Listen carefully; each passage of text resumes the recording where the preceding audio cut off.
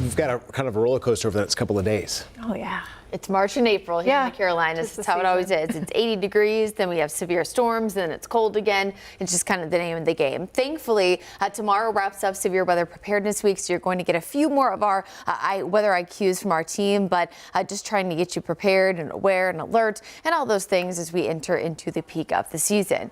Now, what's happening outside right now is no bad weather, and really the only thing that we have to note is the fact that temperatures have actually stayed pretty steady the last few hours. I was mentioning this earlier in our newscast at 4, 5, and 6. But as we see a warm southwesterly flow, temperatures have stayed pretty steady. In fact, 52 right now is the highest temperature we had during daylight hours. And that's because we were wedged in. The clouds kept us much colder. But as we continue to pump in some of the southwesterly wind, we'll stay pretty steady before dropping into the upper 40s overnight. So not much of a change when it comes to the current temperature compared to what you'll have out the door Saturday morning.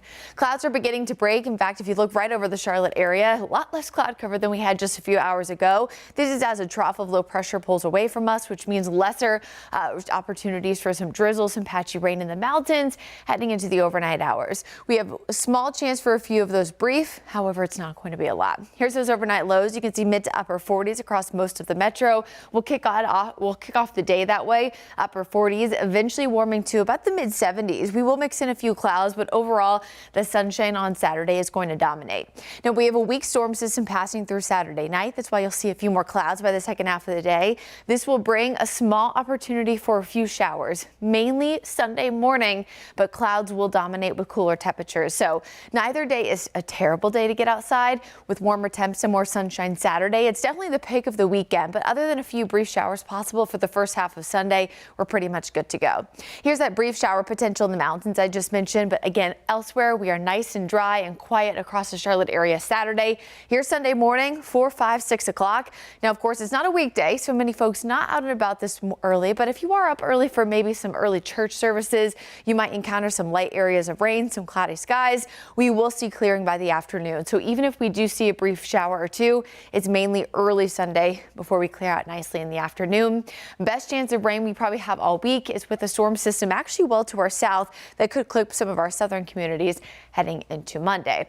Now, even though we are going to see some slightly cooler air, especially on Sunday for the upcoming weekend, we're really not seeing much change in terms of the pollen forecast. It is starting to be a little bit more active when it comes to tree pollen, which normally does peak in April and May from about the 1st of April to the middle part of May. However, when we have early season warmth, sometimes it kicks off early. This doesn't necessarily mean that it'll be this bad the whole season, but an early kickoff does not mean an early end to the pollen season. And we've noticed with some of these warmer starts to the year that we have started to see some of that sniffling and sneezing a little bit earlier too.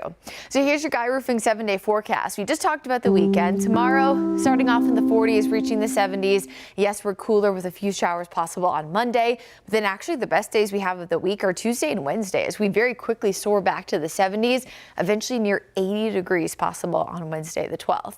We bring in a few more opportunities for some off and on rain for the latter half of the week and into next weekend.